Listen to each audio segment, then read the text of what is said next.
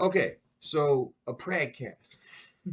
We tried to do it last night, and we had some technical difficulties. All right, he gave me a new cartridge. It was a whole thing, as you saw.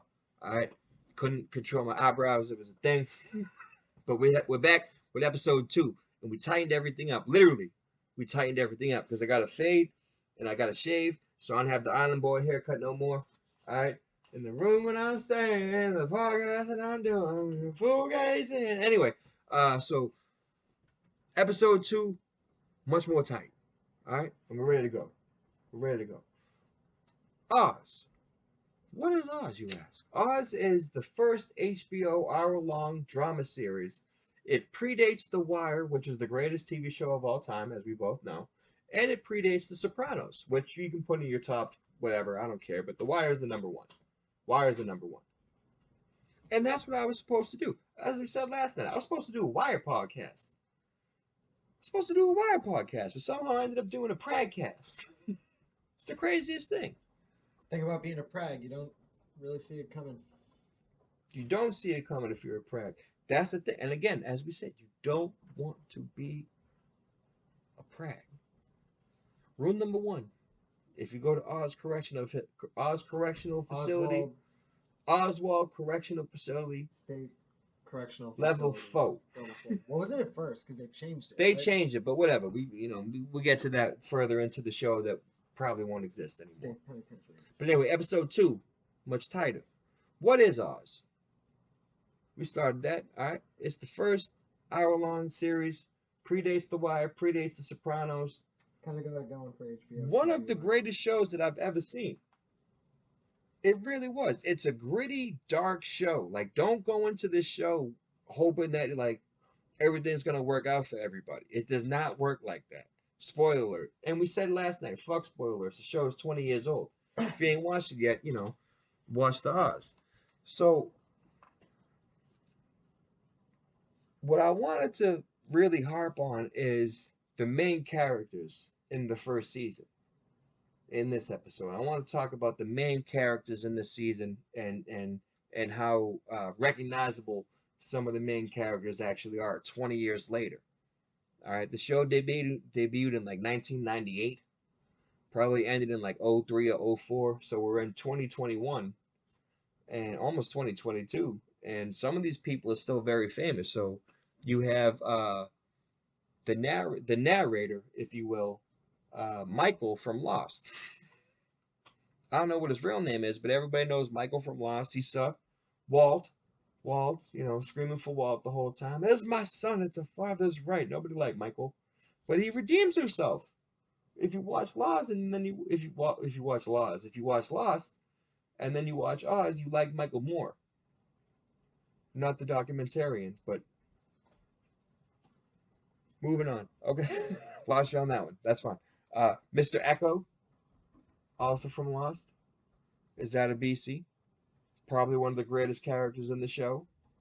And everybody loves Mr. Echo from Lost. Everybody loves Mr. Echo. He's in a whole bunch of other movies.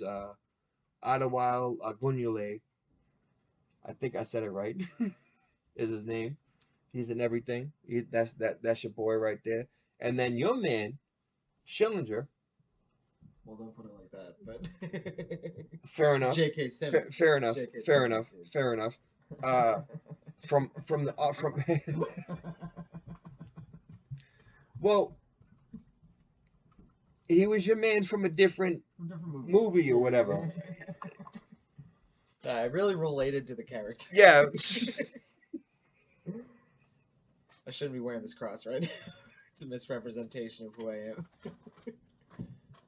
Prag. All right, I might have misspoke. I may have misspoken. Okay, it's a podcast, James. All right, it's a one take. Okay, we do everything live, baby.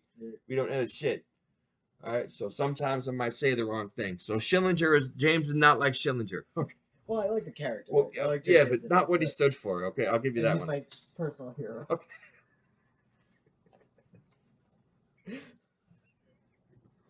Anyway, he's from the Allstate farm, from the Allstate commercials, the insurance commercial. I think it's Yeah. Allstate. He wanted pictures of Spider-Man, in the first Spider-Man series, Tobey Maguire. Now, what do you know J.K. Simmons from? Because you were a big fan of his. In particular, three movies. Well, five, I guess.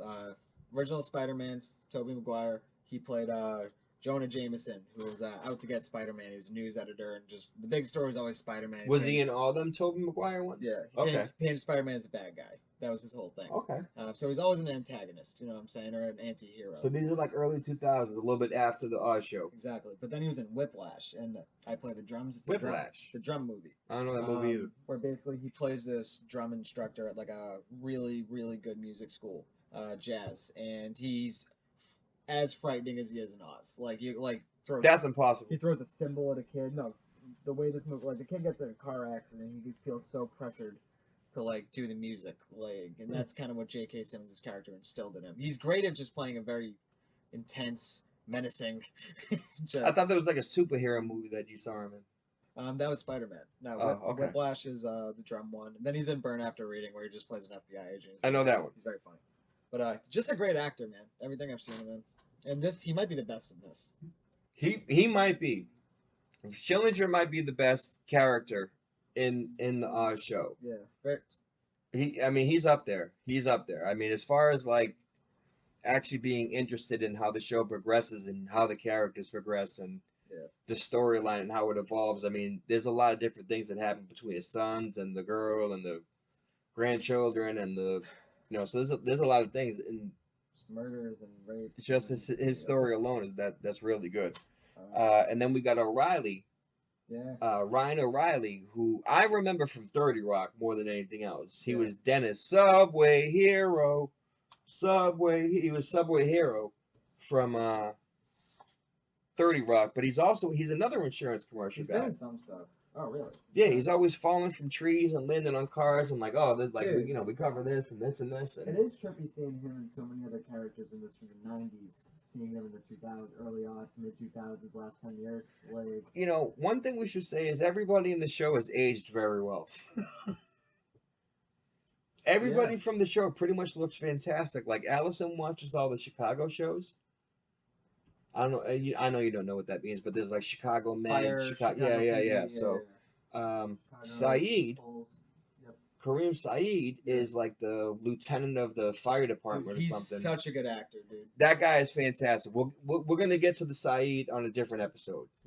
We're gonna get to Saeed on a different episode. So we left off on Ryan O'Reilly, the Irish guy, who's in another insurance commercial. That's an ongoing thing in the show. There's a lot of guys from insurance commercials. All right, that's the thing. It just keeps happening. And then we have Warden Winston. Yeah. Warden Winston. His name is shit. That's not his name. I don't remember. But he's Winston from the Ghostbusters. So that alone. He's Winston from the Ghostbusters in Ghostbusters 2. Yeah. So we have Warden Winston, and then we have B.D. Wong.